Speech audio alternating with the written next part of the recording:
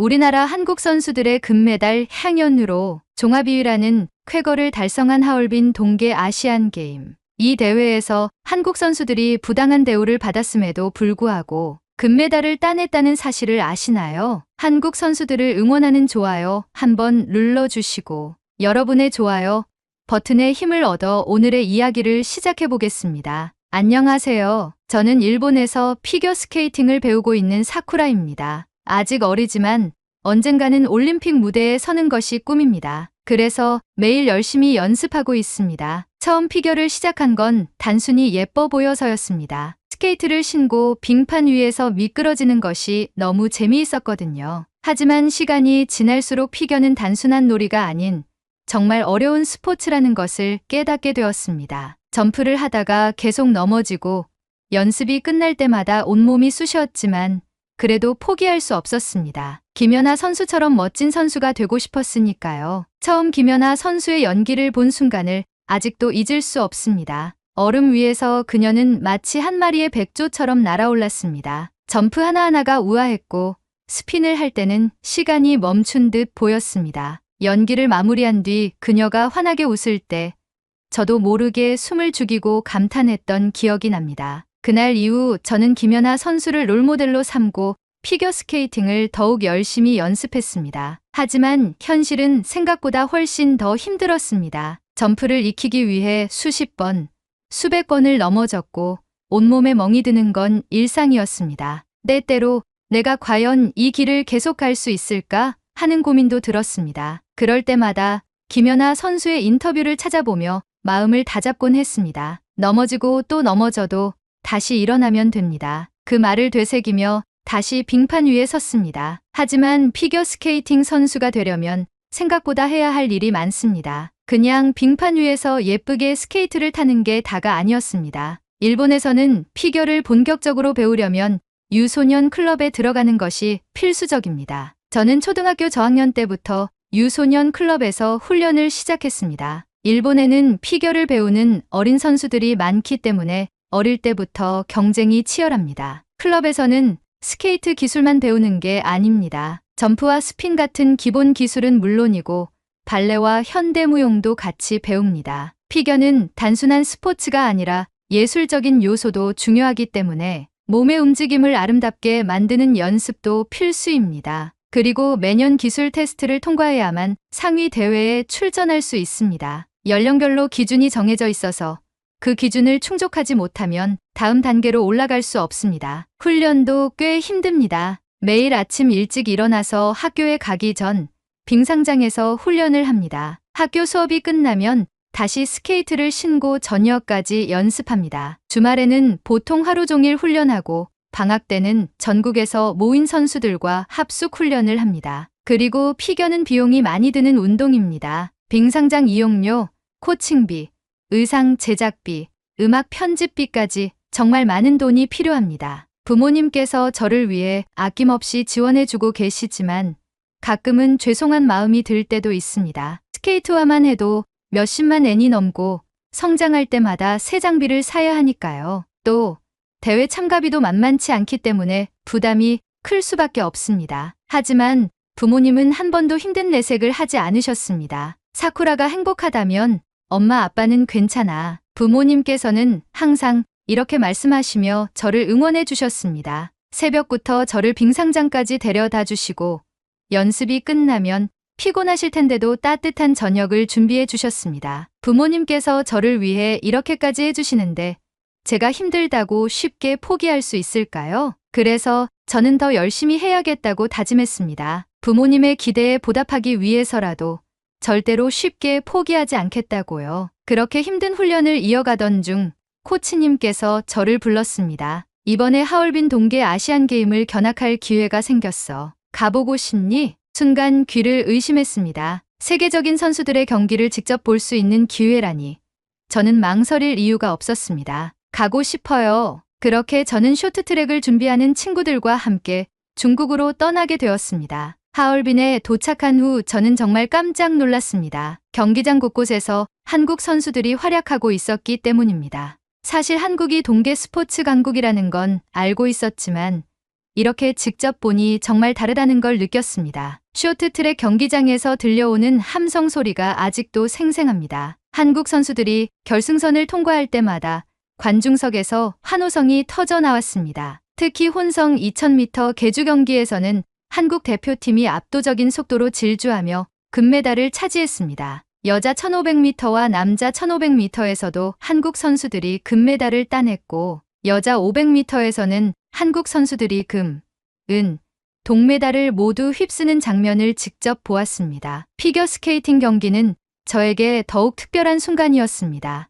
제가 가장 좋아하는 종목이니까요. 한국의 김채연 선수가 프리스케이팅에서 완벽한 연기를 선보이며 금메달을 목에 걸었습니다. 점프 하나하나가 우아했고 빙판 위에서 마치 공기처럼 가볍게 움직이는 모습이 너무 멋졌습니다. 그리고 또 한 명, 차준환 선수의 경기도 잊을 수 없습니다. 한국 남자 피겨 역사상 처음으로 아시안게임 금메달을 따낸 순간 저는 그 자리에 있었습니다. 남자 선수의 연기는 처음 직접 봤는데 차준환 선수의 점프와 스피는 너무 힘이 넘치면서도 깔끔했습니다. 이렇게 한국 선수들이 연이어 금메달을 따내면서 한국은 이번 대회에서 무려 금메달 15개, 은메달 14개, 동메달 13개를 획득하며 종합 2위를 기록했습니다. 저는 한국 선수들의 엄청난 실력과 정신력에 감탄했습니다. 하지만 한국 선수들의 금메달에는 그들이 흘린 땀과 노력 외에도 우리가 몰랐던 수많은 이야기들이 숨겨져 있었습니다. 저와 제 친구들이 보고 경험한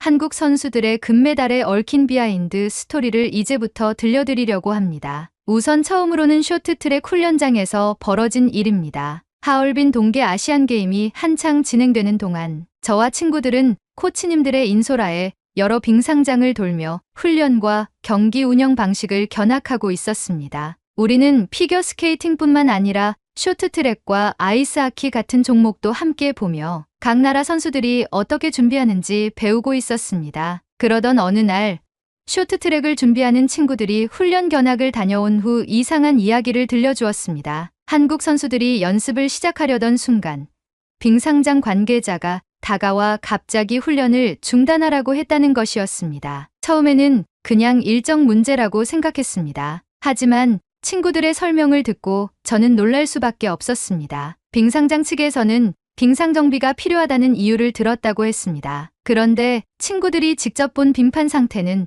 전혀 문제가 없어 보였다고 했습니다. 얼음 위에 살짝 물기가 있는 정도였지만 다른 나라 선수들이 연습할 때는 문제 삼지 않았던 부분이었습니다. 그런데 한국팀 차례가 되자마자 갑자기 정비가 필요하다며 연습을 막은 것이었습니다. 근데 이상한 게 뭔지 알아? 친구의 말투가 점점 낮아지며 비밀을 말하듯 속삭였습니다. 한국팀이 나간 뒤에는 정비도 없이 그대로 다른 나라 선수들이 연습을 계속했대. 순간 저는 말문이 막혔습니다. 한국팀 코치진이 이에 대해 항의했지만 빙상장 관계자는 안전을 위해 어쩔 수 없다는 말만 반복했다고 했습니다. 하지만 정말 안전을 위한 정비였다면 정비를 완료한 후에 다시 훈련을 할 수 있도록 시간을 조정해주는 것이 맞지 않을까요? 한국 선수들은 충분한 연습도 하지 못한 채 빙상장을 떠날 수밖에 없었습니다. 이거 일부러 그러는 거 아니야? 친구들도 같은 생각을 하고 있었습니다. 한국이 쇼트트랙에서 너무 잘하니까 일부러 연습을 못하게 방해하는 거 아닐까? 그 말을 듣고 저는 경기장에서 봤던 한국 선수들이 더욱 대단하게 느껴졌습니다. 충분한 연습도 하지 못한 상황에서 그렇게 완벽한 경기력을 보여주다니. 그들의 정신력은 대체 얼마나 강한 걸까요? 그리고 한국 선수들의 숙소가 선수촌에서 따로 떨어져 있었다는 소문도 들었습니다. 너희 그거 알아? 한국팀 숙소만 선수촌에서 따로 떨어져 있는 거? 경기장에서 나오던 중 같이 견학을 다니던 친구 한 명이 갑자기 말을 꺼냈습니다. 응, 따로 신청해서 그런 거 아니야? 설마 뭔가 특별한 혜택을 받으려고 일부러 그랬나? 아니면 따돌림 같은 거 당하는 거야? 각자 추측이 오갔지만 정답은 아무도 알지 못했습니다. 저는 그 이유가 궁금해졌습니다. 결국 우리는 코치님께 조심스럽게 물어보았습니다. 그러자 코치님께서는 살짝 난감한 표정을 지으시더니 천천히 말씀하셨습니다. 원래 한국 선수들도 다른 나라 선수들이랑 같은 선수촌에 배정됐었어. 그런데 숙소 상태가 너무 열악해서 결국 따로 숙소를 구한 거야. 그 말을 듣자마자 친구들과 저는 깜짝 놀랐습니다. 숙소 상태가 안 좋았다니 얼마나 심했길래 숙소를 옮긴 거예요? 정확히는 나도 들은 이야기지만 기본적인 시설이 너무 낡았고 특히 온수 공급이 원활하지 않아서 선수들이 찬물 샤워를 해야 하는 상황이었다고 하더라. 친구들이 웅성거리기 시작했습니다. 아무리 그래도 선수들이 머무는 곳인데 온수도 제대로 안 나오면 어떻게 해? 그러니까 컨디션 조절이 정말 중요한데 찬물 샤워를 하면서 경기를 준비했다는 거야. 저도 이해할 수 없었습니다. 우리는 유소년 선수들이지만 매일 훈련을 하면서도 따뜻한 물로 샤워를 합니다. 훈련 후에는 몸을 풀어줘야 근육이 경직되지 않기 때문입니다. 그런데 한국 선수들은 대회 기간 동안 그런 환경에서 생활해야 했다는 것이 믿어지지 않았습니다. 그래서 한국 선수단이 결국 숙소를 새로 구해서 선수들을 그쪽으로 이동시킨 거야. 한국 선수들은 처음 배정된 숙소에서 생활하면 컨디션 조절이 어렵다고 판단해 결국 경기장과 비교적 가까운 곳에 새로운 숙소를 마련하고 선수들을 이동시킨 것이었습니다. 이야기를 들으면서 저는 한국 선수들이 단순히 실력이 뛰어난 것이 아니라 어떤 환경에서도 포기하지 않고 대안을 찾아 해결하는 능력도 갖추고 있다는 것을 깨달았습니다. 그리고 한국 선수들의 도시락이 선수촌에서 화제가 되었다는 얘기를 접했습니다. 숙소 이야기를 듣고 친구들과 이야기를 나누던 중 다른 친구가 흥미로운 소식을 들었다며 우리에게 말을 걸었습니다. 너희 혹시 한국팀 도시락 이야기 들었어? 도시락? 응. 선수촌에서 한국 선수들이 먹는 도시락이 화제가 됐다더라.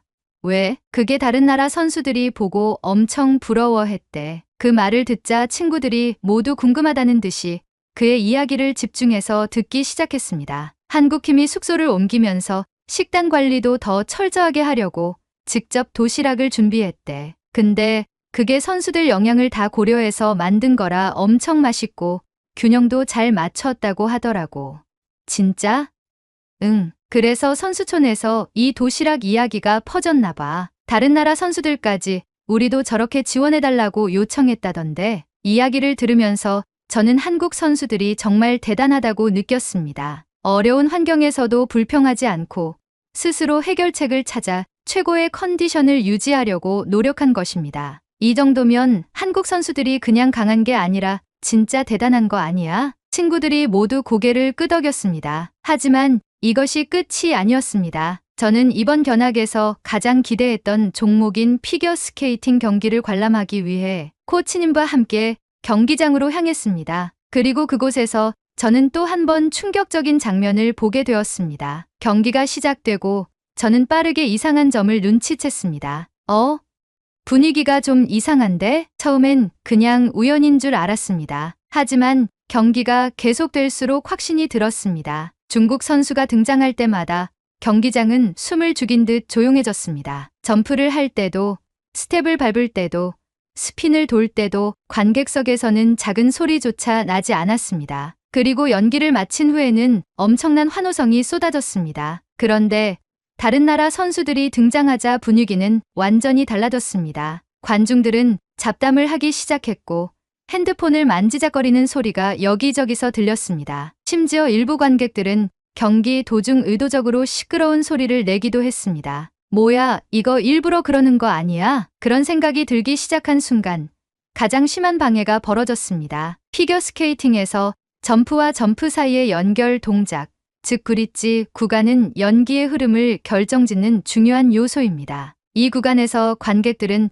조용히 지켜보는 것이 일반적입니다. 그런데 중국 관객 일부가 이 순간마다 일부러 박수를 치거나 함성을 지르는 행동을 반복했습니다. 아, 이건 대놓고 방해하는 거잖아. 저도 모르게 속이 부글부글 끓었습니다. 특히 사카모토 가오리 선수의 연기 때 방해가 심했습니다. 그녀가 점프를 뛰려고 준비하는 순간 갑자기 관객석에서 손뼉을 치는 소리가 들렸습니다. 그런데도 가오리 선수는 전혀 흔들리지 않았습니다. 강한 집중력으로 끝까지 자신의 연기를 완성했고 마지막까지 우아함을 유지했습니다. 하지만 김채연 선수의 차례가 되자 상황은 더욱 심해졌습니다. 그녀가 점프를 하려는 순간 일부 관객들이 더 큰 목소리로 수군거리거나 핸드폰 플래시를 터뜨리는 모습이 보였습니다. 하지만 김채연 선수는 단 한 번도 주저하지 않았습니다. 그녀의 스텝은 단단했고 스피는 완벽했습니다. 아무리 관객들이 방해해도 김채연 선수는 빙판 위에서 오롯이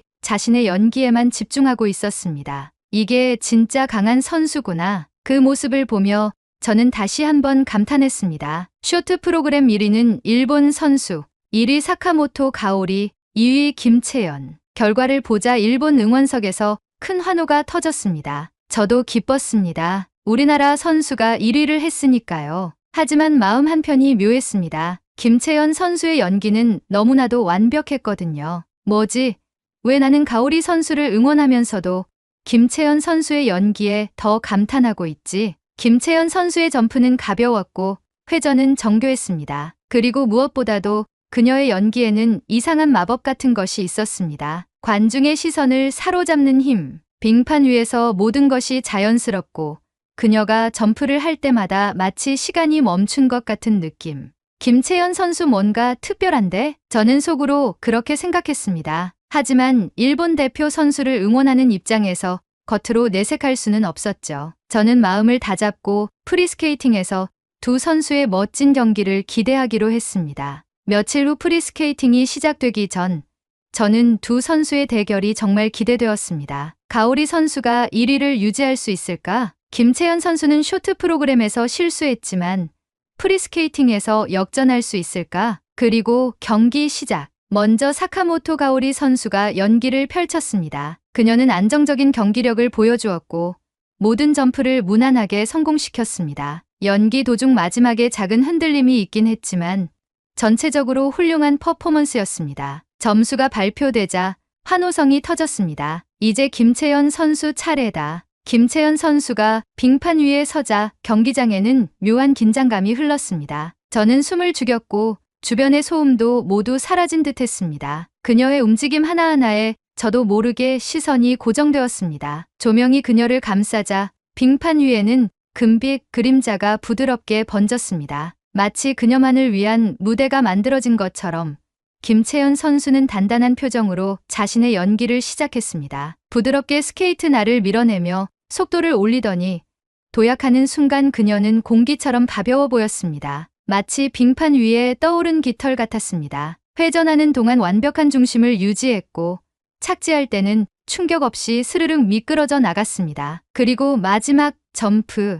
이 순간 저는 숨을 삼켰습니다. 바로 트리플 러츠 트리플 토르 컴비네이션. 고난도 점프 기술이었습니다. 한 번의 착지에서 다시 힘을 모아 또 한 번 도약해야 했습니다. 그리고 그녀는 해냈습니다. 빙판 위에 선이 그어지듯 착지 후 흐트러짐 없이 이어지는 다음 동작. 스케이트 날이 얼음을 스치며 만들어내는 소리는 경쾌했지만 가벼웠습니다. 마치 음악의 일부처럼 들렸습니다. 그 순간 저는 김연아라는 이름을 떠올렸습니다. 제2의 김연아, 이건 그냥 수식어가 아니었어. 그녀의 연기에는 김연아 선수가 보여줬던 그 특유의 감성이 스며 있었습니다. 기술이 뛰어난 것을 넘어서 스케이팅 자체가 하나의 이야기처럼 느껴졌습니다. 한편의 아름다운 시가 빙판 위에서 펼쳐지는 듯했습니다. 스텝 시퀀스가 시작되자 그녀는 빙판 위를 날아다니는 것 같았습니다. 손끝까지 섬세하게 표현되는 감정, 그리고 한치의 흔들림 없는 동작들, 모든 것이 완벽하게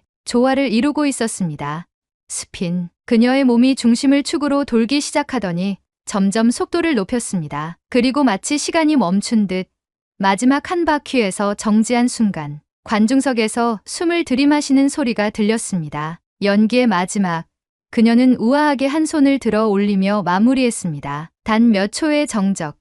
그러나 그 순간이 몇 시간처럼 길게 느껴졌습니다. 그리고 경기장 전체가 터질 듯한 환호성으로 가득 찼습니다. 관중들은 자리에서 일어나 기립박수를 보냈습니다. 저 역시도 손이 아플 정도로 박수를 치고 있었습니다. 점수가 발표되기 전 저는 긴장된 마음으로 결과를 기다렸습니다. 김채연 선수가 프리스케이팅에서 완벽한 연기를 펼치기는 했지만 쇼트 프로그램에서 1위를 차지한 것은 일본의 사카모토 가오리 선수였습니다. 그리고 가오리 선수도 오늘 프리스케이팅에서 실수는 있었지만 안정적인 연기를 보여주었기에 점수 차이를 뒤집기란 쉽지 않을 거라고 생각했습니다. 김채연, 총점 1위, 금메달 확정. 순간 저는 충격을 받아 멍해졌습니다. 정말 역전해버린 거야? 그렇습니다. 김채연 선수는 완벽한 연기로 가오리 선수를 제치고 금메달을 차지했습니다. 저는 믿기지 않았습니다. 김채연 선수의 연기에 감탄했던 건 사실이었지만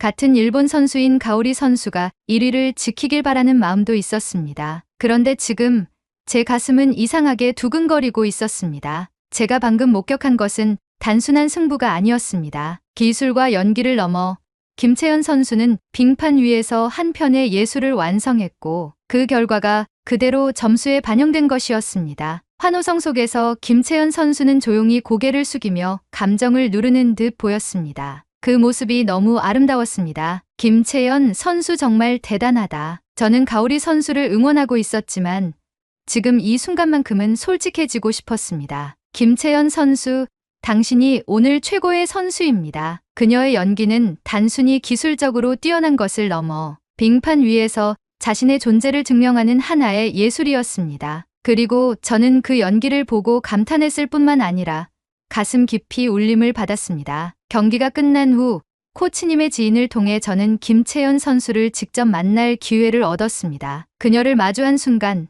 저는 꼭 물어보고 싶은 것이 있었습니다. 관중들의 방해에도 어떻게 그렇게 침착하게 연기할 수 있어요? 김채연 선수는 제 질문을 듣고 살짝 미소를 지으며 대답했습니다. 그냥 내가 준비한 것에 집중하면 돼. 빙판 위에서는 오직 나 자신만 믿고 가는 것이 중요하거든. 그 말을 듣는 순간 저는 마치 머리를 한 대 맞은 듯한 기분이 들었습니다. 그렇구나. 결국 중요한 것은 다른 사람이 나를 어떻게 대하는지가 아니라 내가 내 길을 어떻게 가느냐였습니다. 방해가 있든 힘든 상황이 있든 중요한 것은 나 자신이 어디를 바라보고 있는지라는 것을요. 저는 마지막으로 용기를 내어 김채연 선수에게 말했습니다. 저도 언젠가 아이스링크에서 만나고 싶어요. 그러자 김채연 선수는 환한 미소를 지으며 고개를 끄덕였습니다. 꼭 만나자. 그녀가 돌아가는 모습을 바라보며 저는 가슴이 두근거렸습니다. 나는 앞으로 어떻게 해야 할까? 하지만 이제는 답을 알 것 같았습니다. 환경이 어떻든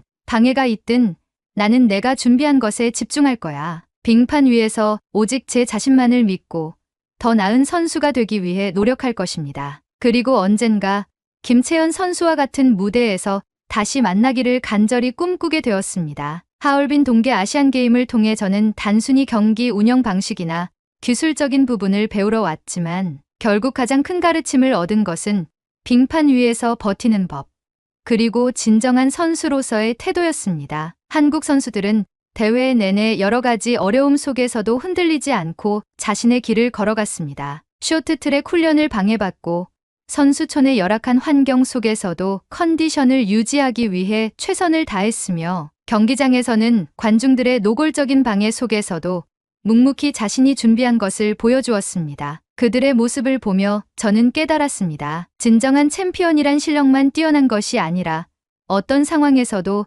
자신을 지켜낼 수 있는 사람이다. 오늘의 사연은 여기까지입니다. 하얼빈 동계 아시안게임에 출전한 모든 한국 선수들 정말 자랑스럽습니다. 2025년 한국 선수들을 응원하신다면 좋아요 한 번씩 부탁드리겠습니다. 그리고 여러분의 댓글은 제게 큰 힘이 됩니다. 다음엔 더 좋은 사연으로 여러분을 찾아뵙겠습니다. 시청해주셔서 감사합니다. 미국의 한 건물 앞 수많은 여성들이 같은 옷차림으로 누군가를 기다립니다. 추운 겨울날에도 꿋꿋이 서서 기다리는 모습이 안쓰럽기까지 한데요. 그중 한 한국인 여성이 주변을 두리번거리며 미소 짓습니다. 도대체 이 건물 앞에서는 무슨 일이 있었던 것일까요? 바로 지금 사연을 들어보겠습니다. 안녕하세요. 저는 뉴욕 그레이트넥에서 두 아이를 키우고 있는 엄마 레베카 밀러입니다. 이 글을 쓰는 지금도 그때의 일이 생생히 떠오릅니다. 단순한 유행이라고 생각했던 것이 어느 순간 제 삶과 주변 사람들의 가치관까지 바꿔놓았던 그 사건이요. 저는 변호사로 일하다가 첫째 아들 루카스가 중학교에 올라가면서 전업맘이 되기로 결심했습니다. 뉴욕에서도 교육열이 높기로 유명한 그레이트넥에서 아이를 키우려면 부모가 적극적으로 나서야 한다는 사실을 깨달았기 때문입니다. 이곳 학부모들은 아이의 교육을 단순히 지원하는 것이 아니라 철저하게 관리합니다. SAT 준비, 과외, 수학 경시대회, 로봇공학 캠프, 논문 연구, 프로젝트까지 아이의 스펙을 쌓는 일은 이제 선택이 아닌 필수였고, 부모들은 학교 선생님보다 더 아이의 학습을 챙기는 것이 당연한 분위기였습니다. 특히 학부모 네트워크가 중요했습니다. 유능한 SAT 강사를 어디서 구할 수 있는지, 명문 사립고에 합격하려면 어떤 활동을 해야 하는지, 어떤 과외가 대입에서 효과적인지, 이런 정보는 학교에서 공식적으로 알려주지 않습니다. 모두 학부모들끼리 공유하며 아름아름 얻어내야 하는 정보였습니다. 그래서 저도 자연스럽게 학부모 모임에 참석하고 학원 앞에서 다른 엄마들과 어울리며 정보를 교환하게 되었습니다. 그런데 학원 앞에서 기다리면서 이상한 점을 발견했습니다. 학원 앞에서 기다리는 한국 엄마들. 그레이트넥의 겨울은 유난히 춥습니다. 영하로 떨어지는 것은 기본이고 바람이 세게 불면 체감 온도는 훨씬 낮아집니다. 학원 앞에서 기다리는 동안 부모들은 대부분 차 안에서 시간을 보냅니다. 하지만 몇몇 학부모들, 특히 한국인 엄마들은 학원 앞에서 직접 기다리고 있었습니다. 처음엔 신기했습니다. 뉴욕에서는 보통 학원에 아이를 내려주고 끝날 시간이 되면 다시 데리러 오는 것이 일반적이기 때문입니다. 그런데 그들은 아이들이 학원에서 공부하는 동안 학원 앞에서 기다리며 심지어 학원 관계자들과 대화를 나누기도 했습니다. 궁금증이 생긴 저는 학원 앞에서 자주 보이는 한 학부모에게 다가갔습니다. 제 아들 루카스와 같은 학원을 다니는 친구 어머니 김지혜 씨였습니다. 그녀는 한국에서 이민 온 지 몇 년 되지 않았고 늘 세련되고 단정한 스타일을 유지하는 분이었습니다. 그날도 그녀는 검은색 롱패딩을 입고 학원 앞에서 기다리고 있었습니다. 지혜 씨, 안 추워요? 보통 다른 부모들은 차 안에서 기다리던데요. 그녀는 웃으며 고개를 저었습니다. 괜찮아요. 한국에서는 학원 앞에서 기다리는 게 흔한 일이거든요. 그 말을 듣고 저는 깜짝 놀랐습니다. 한국에서는 부모들이 학원 앞에서 기다린다고요? 네, 대치동에서는 거의 기본이에요. 대치동이요? 그게 뭐죠? 저는 처음 듣는 단어에 어리둥절한 표정을 지었습니다. 그녀는 미소를 지으며 천천히 설명하기 시작했습니다. 대치동은 서울에 있는 교육 특구예요. 한국에서 교육 경쟁이 가장 치열한 곳이죠. 거기 학부모들은 아이가 학원에 있는 동안 학원 앞에서 기다려요.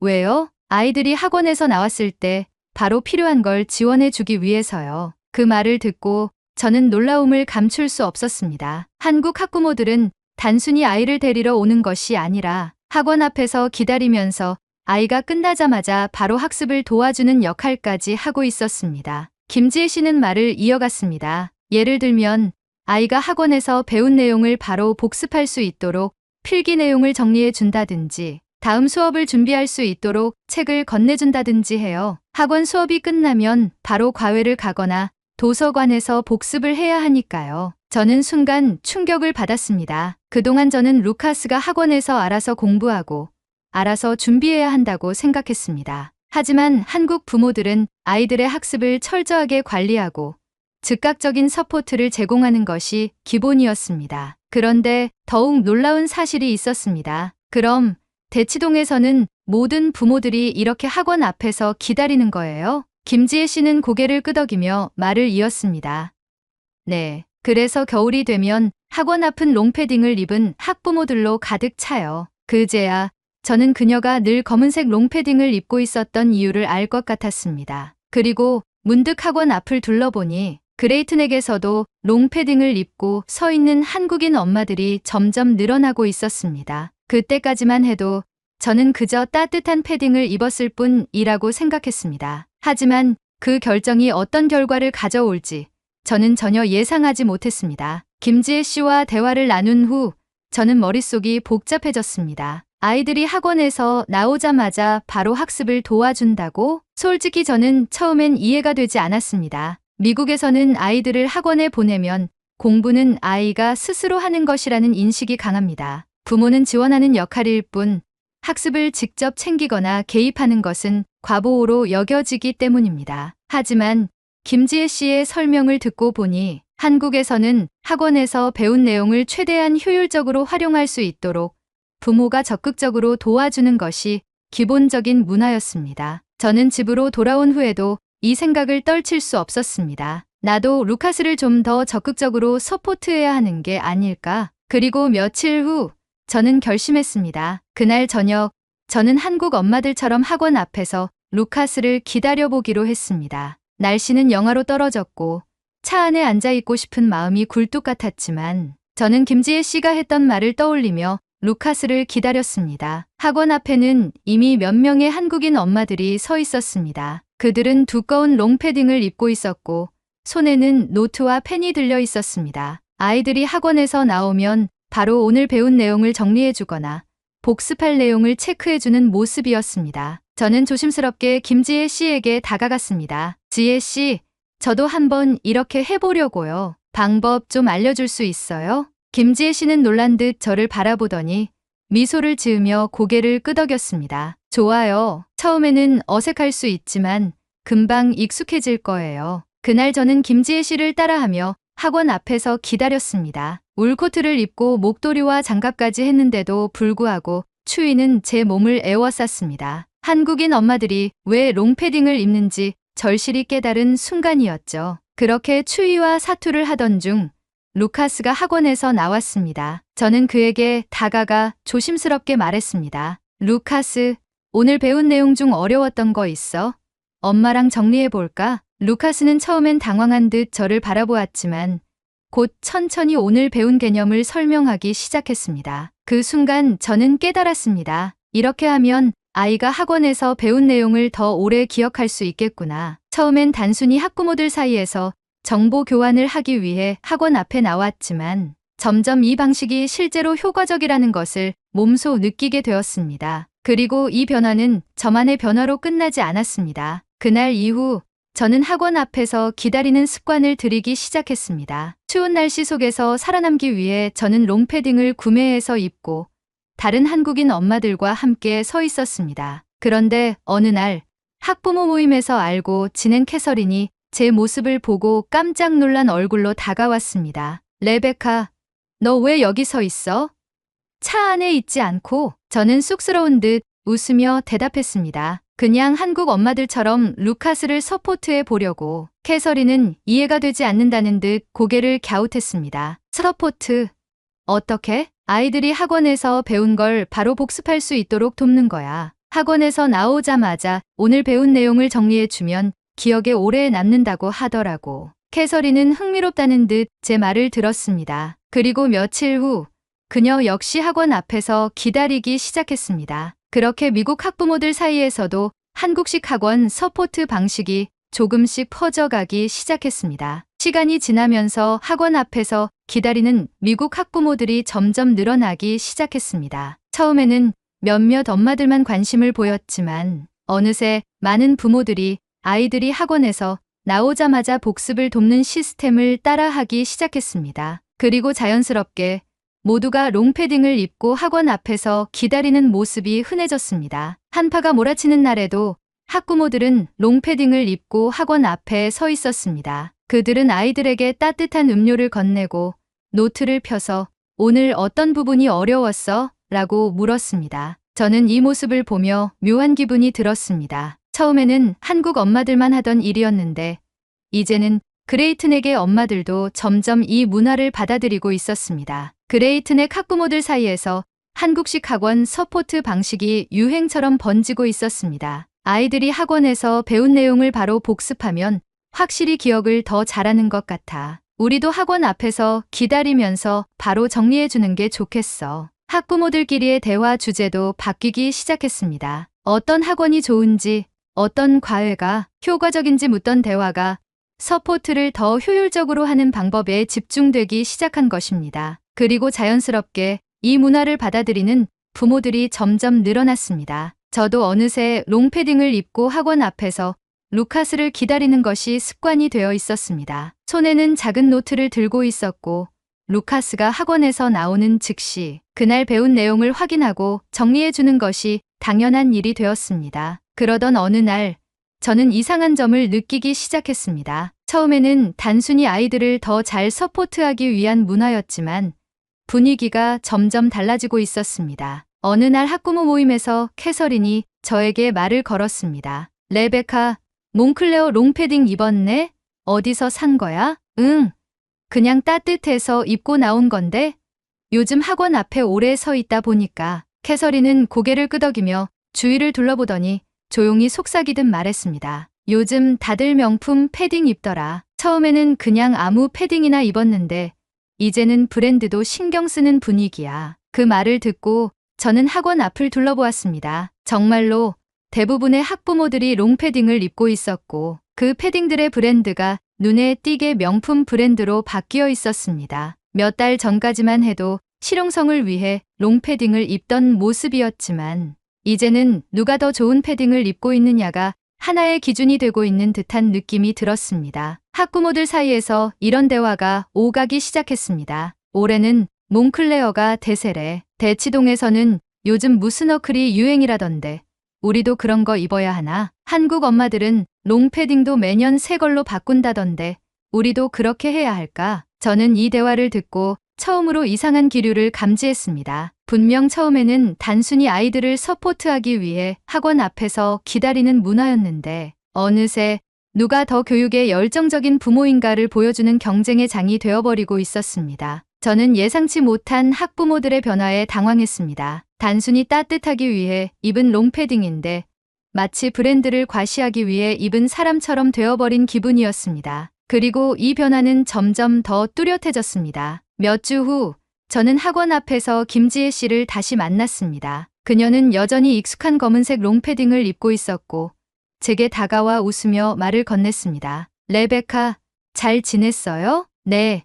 지혜도 잘 지냈죠? 오랜만에 만난 김지혜 씨는 주변을 둘러보더니 한숨을 쉬며 고개를 절레절레 저었습니다. 이 모습 마치 한국의 대치동 같은데요. 그녀의 말에 저는 순간 멍해졌습니다. 대치동 같다고요? 네.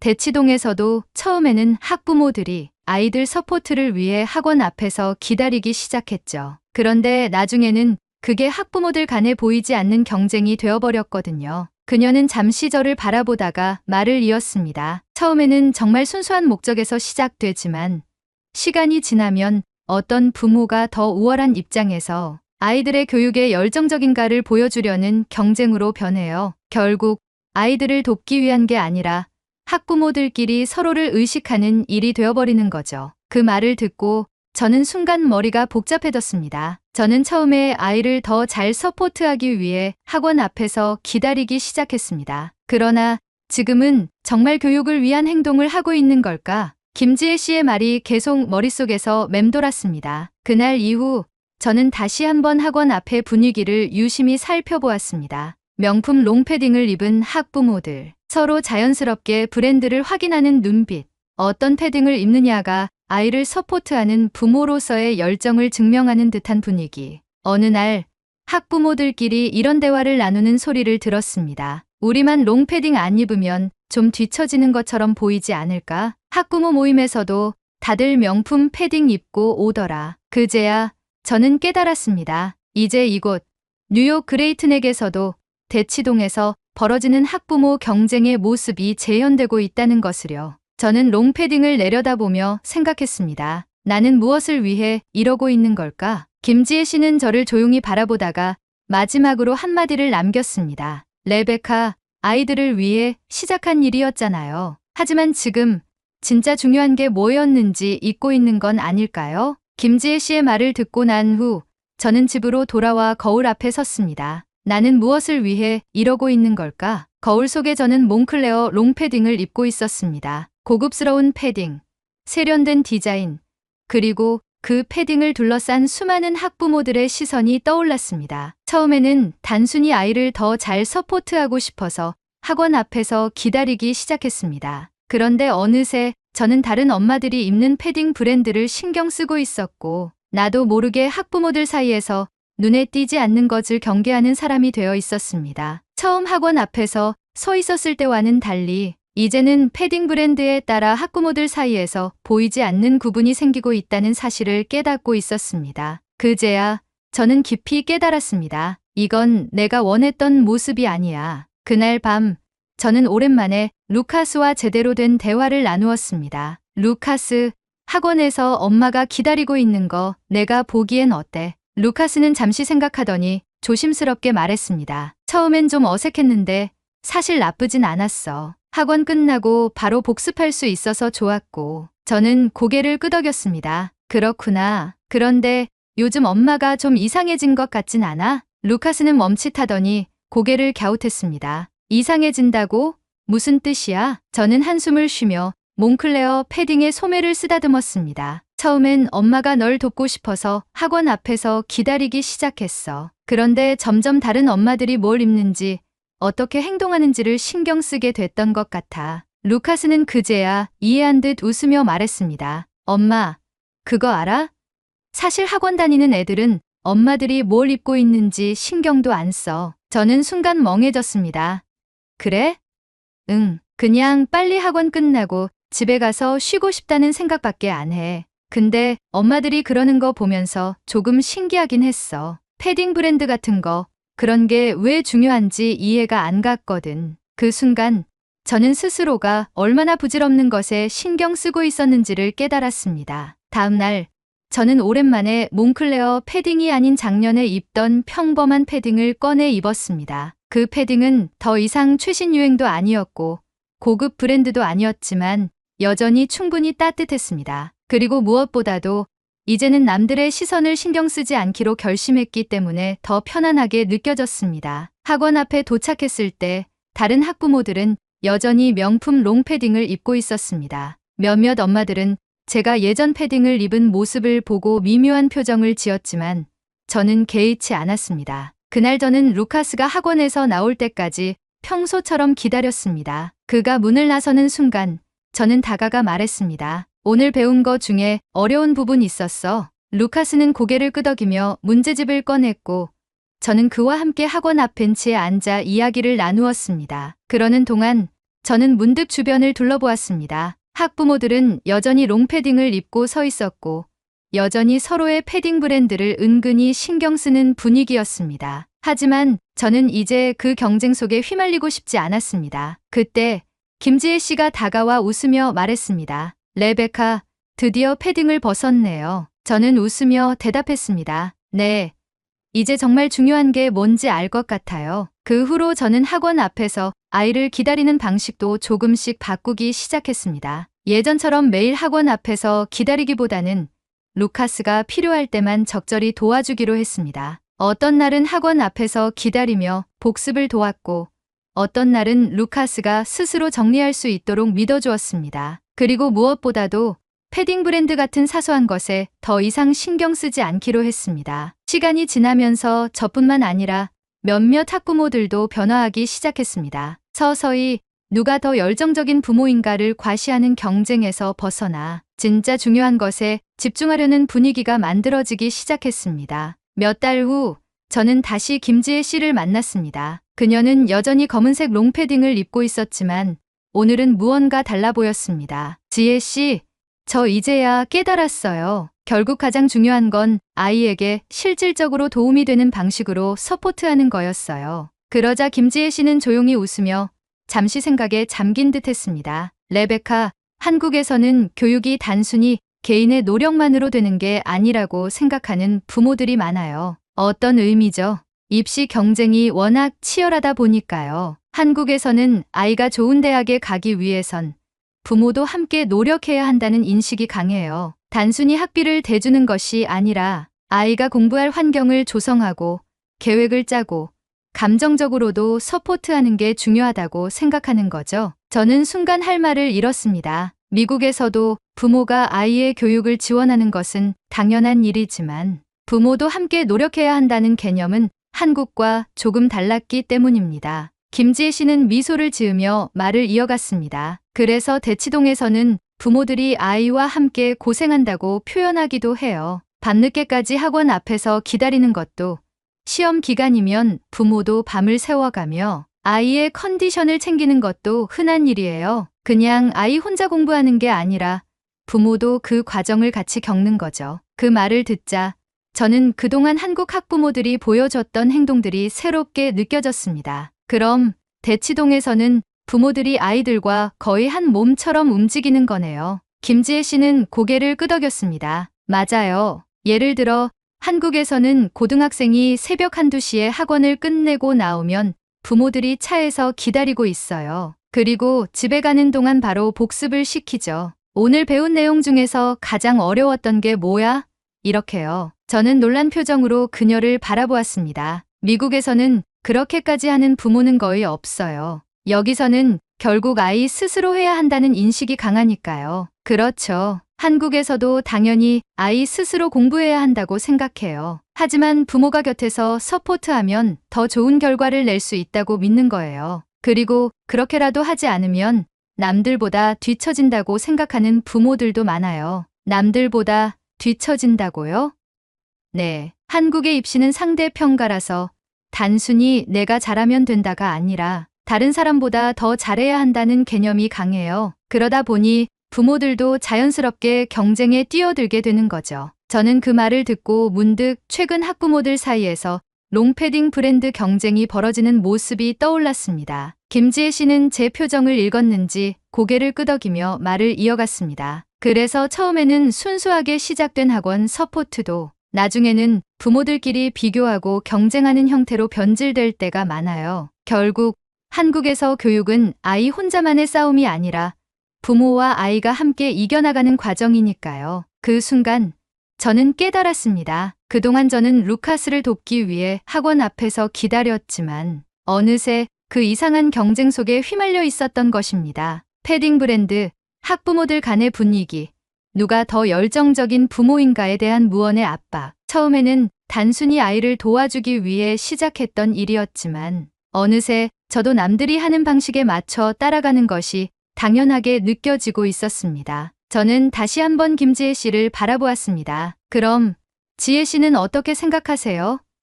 그렇게까지 부모가 개입하는 게 정말 아이에게 좋은 걸까요? 김지혜 씨는 한숨을 쉬며 말했습니다. 사실 정답은 없다고 생각해요. 하지만 확실한 건 아이를 위해 뭔가를 한다는 이유로 부모 자신이 먼저 지쳐버리면 결국 아무것도 남지 않는다는 거죠. 그 말을 듣는 순간 저는 다시 한번 스스로를 돌아보게 되었습니다. 그동안 저는 루카스를 돕는다고 생각했지만 정말 제대로 돕고 있었던 걸까요? 혹시 저 자신이 먼저 경쟁에 휩쓸려 방향을 잃고 있었던 것은 아닐까요? 김지혜 씨는 마지막으로 미소를 지으며 말했습니다. 레베카, 중요한 건 패딩 브랜드가 아니에요. 그리고 학원 앞에서 얼마나 오래 기다렸느냐도 아니고요. 진짜 중요한 건 부모가 아이와 어떤 관계를 맺느냐예요. 그걸 잊지 않는다면 어떤 방식으로든 좋은 부모가 될 수 있다고 생각해요. 저는 그 말을 들으며 깊이 공감했습니다. 저는 깊이 공감하며 그녀를 바라보았습니다. 이제 저는 더 이상 학부모들 사이에서 보이지 않는 경쟁을 신경 쓰지 않았습니다. 대신 루카스가 가장 편안하고 효과적으로 공부할 수 있는 환경을 만들어주는 것에 집중하기로 했습니다. 그리고 그 선택이 제가 진정으로 원했던 모습이라는 것을 깨달았습니다. 이제 학원 앞에는 여전히 많은 학부모들이 롱패딩을 입고 서 있습니다. 하지만 저는 더 이상 그 안에서 눈에 띄는 브랜드를 찾으려 애쓰지 않습니다. 저는 이제 단순히 아이를 위한 엄마일 뿐입니다. 그리고 그것만으로도 충분하다는 것을 알게 되었습니다. 한국에서 아이를 위해 헌신하는 부모들을 존경합니다. 아이의 교육을 함께 한다는 것은 결코 쉬운 일이 아니죠. 한국의 모든 학부모님들과 학생들을 멀리서나마 응원합니다. 힘내세요. 오늘의 사연은 여기까지입니다. 한국 학부모의 열정이 선진국 미국을 흔들고 있네요. 한국의 교육에 대한 여러분의 생각을 댓글로 남겨주세요. 2025년 새해 복 많이 받으시고 가정의 평화가 항상 깃들길